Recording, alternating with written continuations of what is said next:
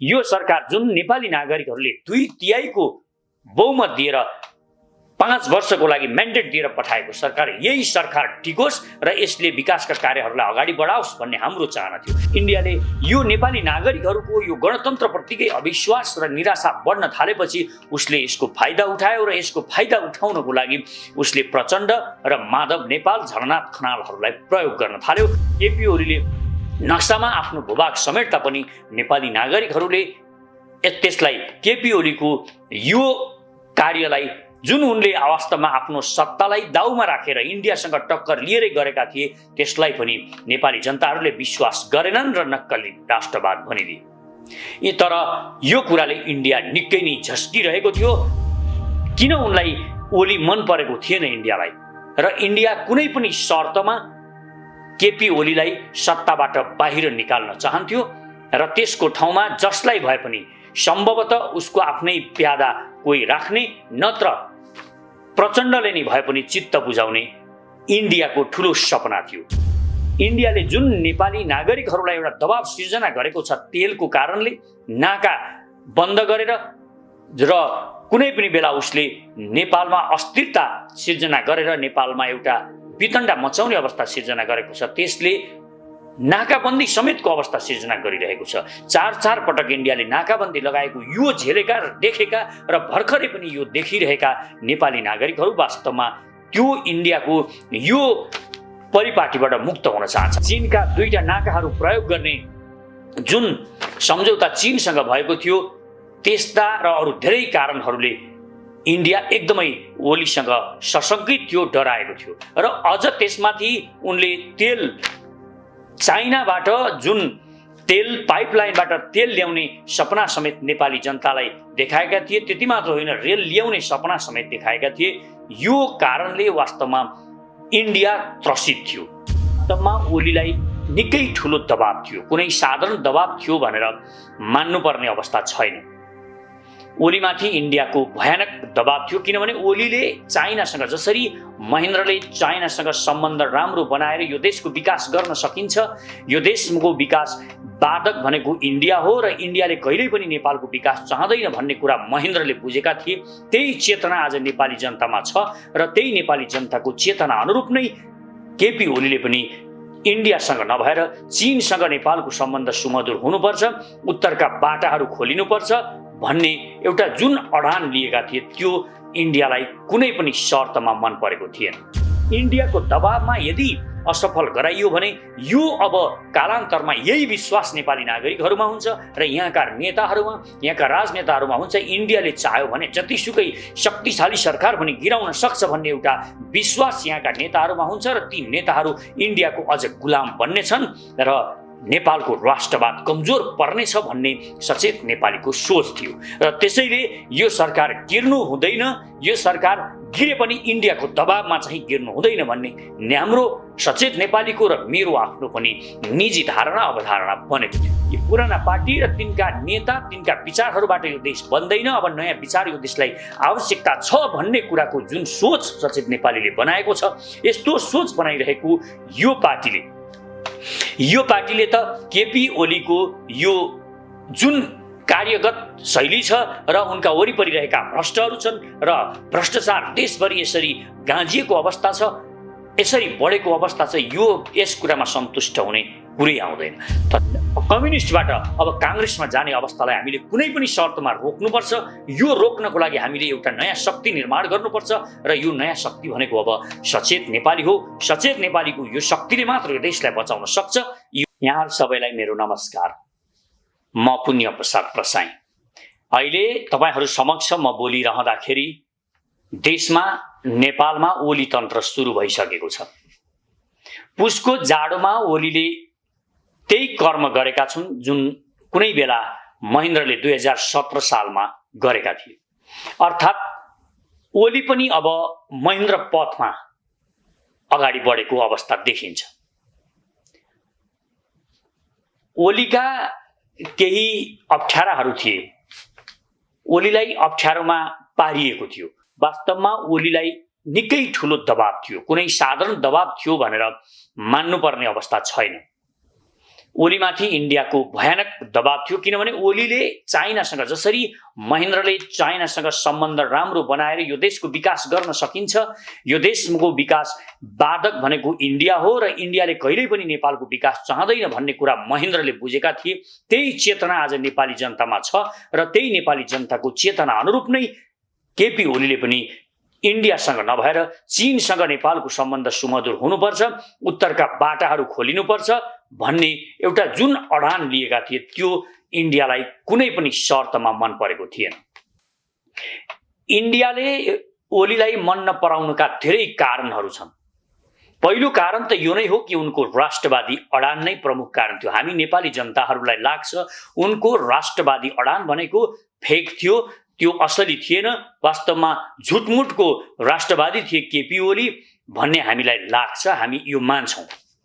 तथापि यही कुरा पनि उनको यही नक्कली राष्ट्रवाद पनि इन्डियाको लागि पाच्य थिएन, यो कुरा हामीले बुझ्न जरुरी छ।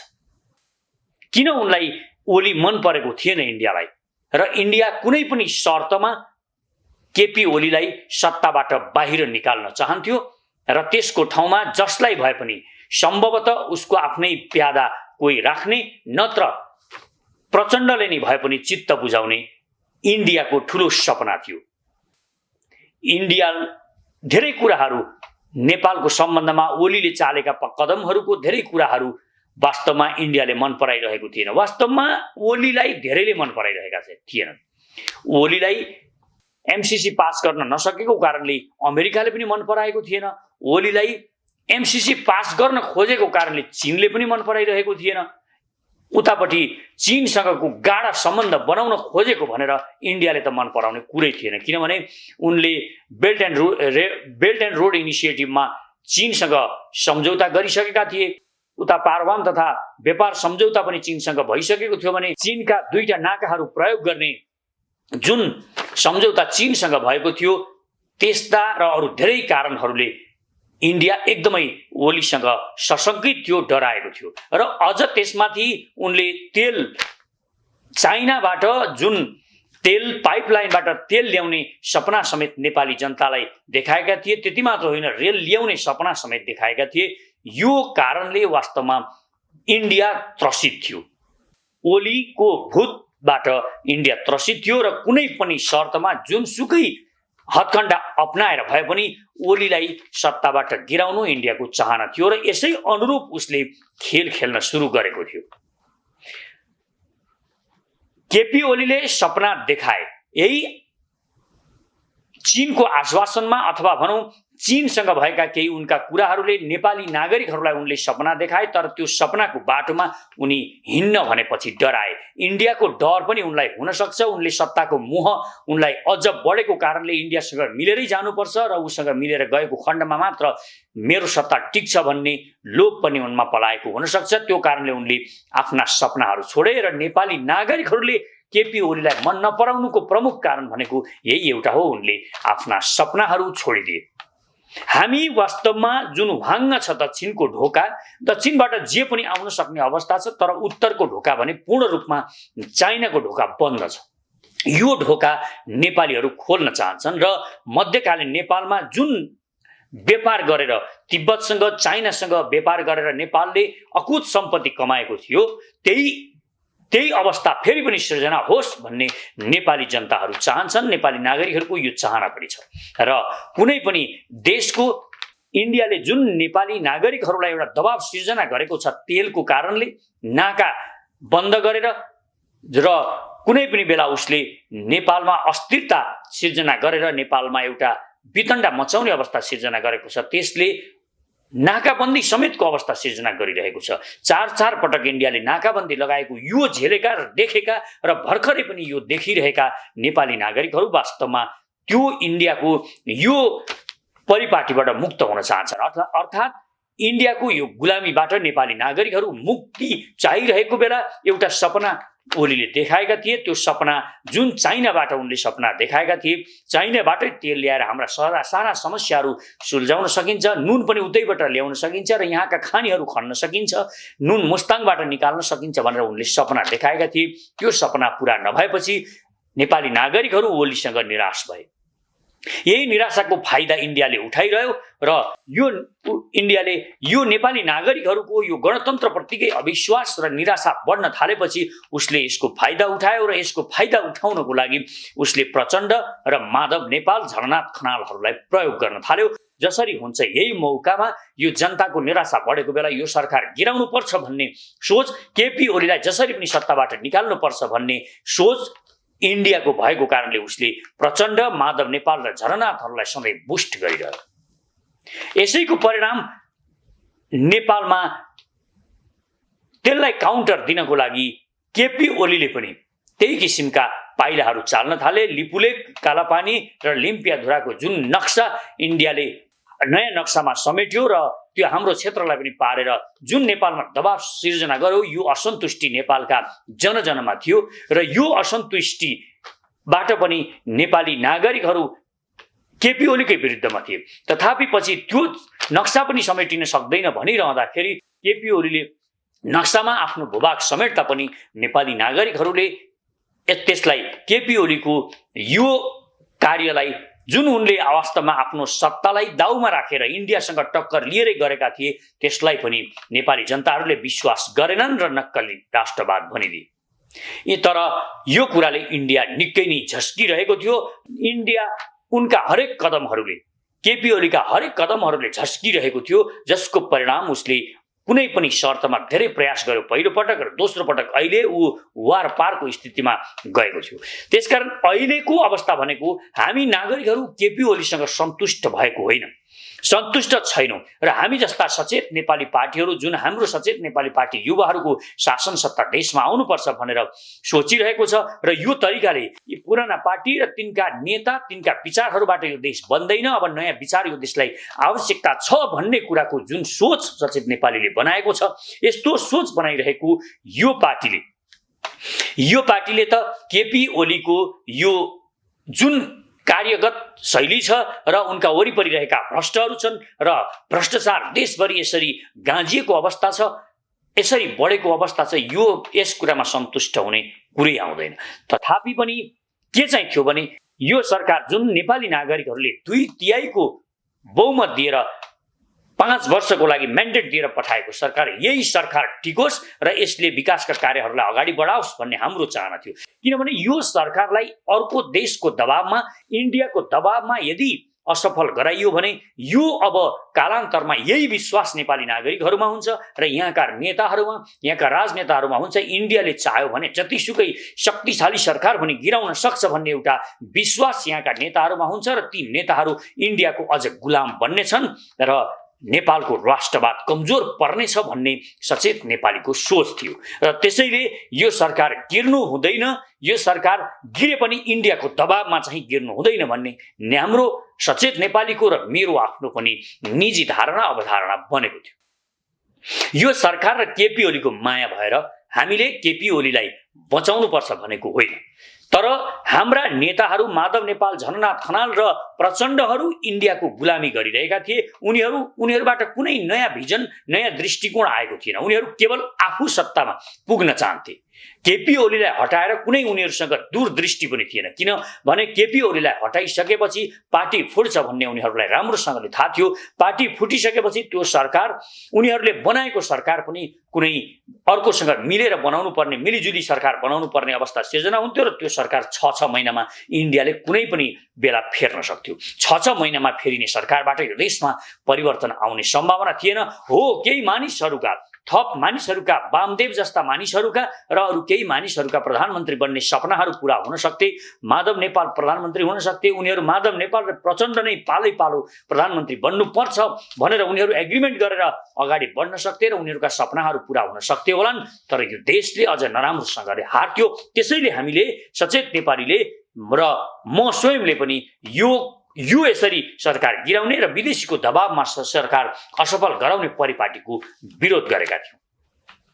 अहिले अब अवस्था र राजनीतिक कोर्स नयाँ तरिकाले मोडिएको छ। यति कुरा प्रचण्ड र माधव नेपालहरूले सोच्न नसक्नु, उनीहरू कति अन्धो भएर इन्डियाको गाइडलाइन अनुसार उसको रणनीति अनुसार काम गरिरहेका थिए भन्ने कुरा यसैबाट पनि स्पष्ट हुन्छ। यो देशका बच्चालाई थाहा भइसकेको थियो यदि केपी ओलीमाथि दबाव सिर्जना गरियो भने उनले कुनै पनि बेला संसद विघटन गर्छन् भन्ने कुरा यहाँ यो देशका बच्चालाई थाहा भइसकेको थियो, किनभने उनीसँग अर्को विकल्प नै बाँकी रहेको थिएन र त्यस पछाडि बन्ने सरकारबाट पनि कुनै यो देशको भलो हुनेवाला पनि थिएन। त्यो कारणले गर्दा त्यो सरकार अब 5 महिनामा 3 महिनामा फेरि नि 90 दिनमा फेरि नि सरकार बनाइरहनु र प्रधानमन्त्री मात्र चेन्ज गरिरहनु अनि जम्बो मन्त्रीहरूको एउटा टोली बनाइरहनु भन्दा यो सरकार विघटन गरेर ताजा जनादेश लिनु अहिलेको लागि अति आवश्यक भइसकेको थियो, किनभने 2/3 बहुमत बोकेको सरकार नै फेल हुन्छ, त्यो पार्टीले सरकार दिन सक्दैन, नियमित गर्न सक्दैन भने यो बन्न सक्दैन र अर्को आउने सरकार बन्न सक्ने सम्भावना नै हुँदैन थियो। यो कारणले गर्दाखेरि अहिलेको यो ओलीले जुन अब कर्म गरिरहेका छन् यो कर्मबाट उनले जितेको जस्तो उनलाई भान हुन सक्छ, तथापि पनि यो देशले जितेको छ भन्ने ग्यारेन्टी कुनै पनि छैन हो। अब उनीमाथि अझ ठुला दबावहरू सिर्जना हुनेछन्। अब इन्डियाको छत्रछायामा राजनीति गर्नेहरू बाबुराम भट्टराईहरू, मधेसवादी दलहरू, प्रचण्डहरू, माधव नेपालहरू मिल्नेछन् भने काङ्ग्रेसका पनि ती इन्डियन थटबाट लैनचोरबाट गाइडेड भएर चल्नेहरू एक ठाउँमा आउनेछन् र केपी ओलीको विरुद्धमा अब मैदानमा उत्रनेछन्। उनीहरूले सडकमा टायर बाल्नेछन्।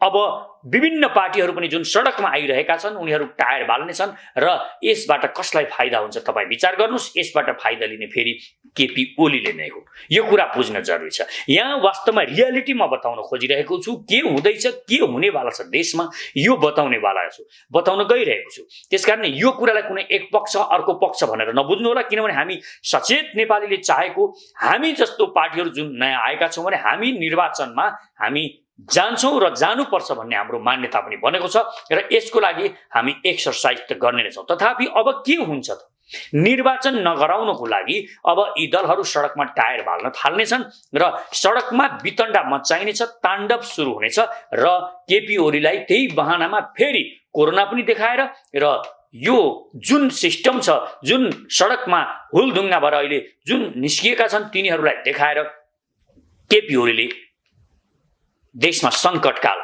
आपतकालीन स्थिति लागू गर्नेछन् र उनले एक छत्र ओली तन्त्र सुरु गर्नेछन्। यस बीचमा उनले अब आफ्नो पार्टीलाई सशक्त बनाउनको लागि उनले संगठन पनि गर्नेछन् र अहिले तत्काल निर्वाचनमा जान काङ्ग्रेस चाहन्छ, उसले जान सक्छ। उसलाई अब जित्छु भन्ने उसले केही समय अगाडि देशभरि प्रदर्शन पनि गरेको छ र एउटा जनाधार भएको उसलाई भ्रम पनि परेको छ। त्यो कारण त्यो भ्रममा बाँचेर ऊ निर्वाचनमा जान्छु भनेर हौसला गर्न सक्छ। तर पार्टी फुटिसकेपछि माधव नेपाल र प्रचण्डको ग्याङ र यता केपी ओलीको ग्याङ कमजोर पर्नेछ र उनीहरू यसलाई जति सक्दो अलिक पर धकेल्न चाहनेछ। यो कुरा देखिनेछ र सडकका विभिन्न किसिमका वितण्डा र ताण्डवहरू यसैको लागि आयोजना गरिनेछ। यो हामीले बुझ्न जरुरी छ र यसलाई आफ्नो अनुकूल प्रचण्डले प्रयोग गर्न चाहनेछन् र इन्डियाले पनि यसको लागि के गर्नेछ त भने इन्डियाले अब यो केपी ओलीको सरकारले निर्वाचन गराउने कुरा इन्डियाले कुनै पनि हालतमा मान्ने छैन र त्यो अनुसारको स्कुलिङ, त्यो अनुसारको लबिङ नेपालभरि गर्नेछ र एउटा अर्को चुनावी सरकारको आह्वान यहाँ हुनेछ। यदि अदालतले यो कुरा निर्णय गरिदियो कि यही जुन केपी ओलीले अहिले संसद विघटन गरेका छन् यही कुरालाई सदर गर्ने किसिमको फैसला सर्वोच्च अदालतले गर्यो भने इन्डियाले नयाँ खेल खेल्नेछ र उसले अब यो केपी ओलीको सरकारबाट निर्वाचन नगराएर नयाँ प्रधान न्यायाधीश चोलेन्द्र शमशेरको नेतृत्वमा उनको अध्यक्षतामा नयाँ सरकार बनाएर त्यसले मात्र निर्वाचन गर्ने कुरामा यी सबै पार्टीहरूलाई एकमत गराउनेछ इन्डियाले र त्यसको आवाज सडकमा उठ्न थाल्नेछ र साना ठुला भुरे टाकुरे पार्टीहरू पनि यसमा आफू सरकारमा जान पाइने लोभमा, मन्त्री बन्न पाइने लोभमा यसमा मिलेमतोमा आउन सक्नेछन् र उनीहरूले इन्डियाको रणनीति अनुसार उनीहरूले काम गर्न सक्नेछन् र यो भएको खण्डमा यो देशको लागि अझ घातक हुनेछ। त्यसकारण योबाट बच्नको लागि केपी ओलीले राष्ट्रहितमा अझ राष्ट्रवादी देखिने खालका कुराहरू र त्यो किसिमका विकास कार्यहरू र भ्रष्टहरूलाई थुन्ने कामदेखि लिएर अरू धेरै वितण्डाहरू उनले पनि गर्नेछन् र देशमा एउटा द्वन्द्वको स्थिति सिर्जना हुनेछ र यसले गृहयुद्धको स्थितिसम्म देश पुग्न सक्छ। त्यही कारणले यो अवस्थाबाट देशलाई बचाउनको लागि अब हामी युवाहरू, सचेत नेपाली युवाहरू अहिलेदेखि सजग भएर इन्डियाको खेल र अब केपी ओलीको खेल, केपी जो ओली तन्त्र जुन उनले अब चलाउन खोज्नेछन्, देशलाई निरङ्कुशताको एउटा जन्जिरमा जकड्ने खेल अब उनले सुरु गर्नेछन् र सैनिकहरूलाई, सेनालाई पनि प्रयोग गरेर, दुरुपयोग गरेर उनले आफ्नो लागि यो सत्ता अब अझै 1 वर्ष र संविधानले भनेको छ कुनै अवस्था सिर्जना भएमा, परिस्थिति अनुकूल नभएमा अर्को 1 वर्ष पनि फेरि यो संसद विघटन भइसकेको 5 वर्ष पछाडि पनि अर्को 1 वर्ष फेरि थप्न पाउने जुन संविधानमा लेखिएको छ, त्यहाँसम्म पनि उनले यो सरकारलाई लिएर जान सक्नेछन्, उनले आफ्नो सरकार बनाइरहन सक्नेछन्। त्यसकारण उनले कम्तीमा पनि अब 2 वर्ष त उनको आफ्नो योजना अन्तर्गत र त्यस पछाडि 1 वर्ष, अझै 3 वर्ष ओली यो देशमा ओली तन्त्र चलाउन चाहन्छन्। यो कुरा नेपाली जनताहरूले बुझ्न जरुरी छ भने इन्डियाले जति दबाव सिर्जना गर्छ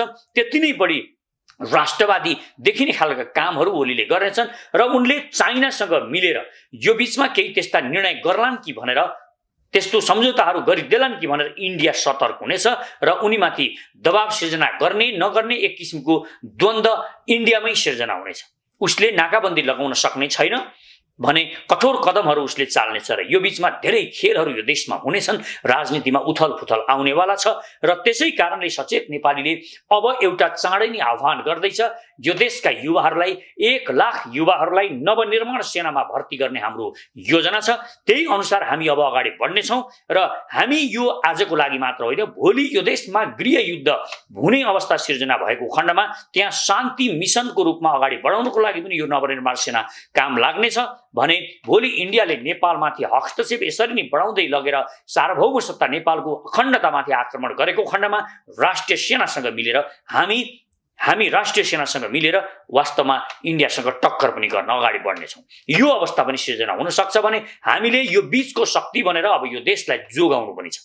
त्यसकारण नवनिर्माण सेना चाँडोभन्दा चाँडो तयार गर्ने र सचेत नेपालीले अब देशभरि एउटा अभियान सुरु गर्नुपर्नेछ र हामी गर्नेछौँ र सचेत नेपाली पार्टी शक्तिशाली भएर यसले आफ्नो मिसन ठिक ढङ्गले देशलाई बुझाउन सक्यो, आफ्नो रणनीति बुझाउन सक्यो र हामी कसरी देश जोड्न खोजिरहेका छौँ, हाम्रो सर्वपहिचानवाद जसरी हामीले ल्याइरहेका छौँ, यो वादबाट मात्र यो देश लिड हुन सक्छ भन्ने हामीलाई विश्वास छ। किनभने हामीले पुराना विचारहरू सबै हेरिसकेका छौँ, सबै आयातित विदेशबाट आयातित विचारहरूले यो देश बन्नेवाला छैन। यो देश बनाउने अब सर्वपहिचानवाद, नागरिक समाजवाद र समतावाद जुन यो हामीले लिएर आएका छौँ, सचेत नेपालीले यसैले यो देशलाई बनाउन सक्छ र यो देशलाई जोड्न सक्छ भन्ने हामीलाई विश्वास छ। हामी तयारी गर्नेछौँ र यो तयारीमा नेपाली नागरिकहरूले जो संसारभरि विश्वभरि छरिएर बस्नु भएको छ, तपाईको साथ सहयोग र समर्थनको अब यो देशमा हामीलाई अत्यन्त जरुरी छ। हामी युवाहरूलाई लिएर अब यी पुराना पार्टीहरूलाई हामी किनारा लगाउन चाहन्छौँ। यी पुराना पार्टी, पुराना दललाई हामीले किनारा लगाएर वास्तवमै युवा शक्तिलाई हामीले सत्तामा पुर्याउन सक्यौँ र सिंहदरबारमा त्यो शक्ति स्थापित गर्न सक्यौँ भने हामीले चाहेको परिवर्तन हामी चाँडोभन्दा चाँडो गर्न सक्छौँ। यो कुरामा विश्वास रहनु नेपाली नागरिकहरूलाई म अनुरोध पनि गर्छु। र अब तपाईहरूले थोरै बचत गर्ने बेला पनि आएको छ।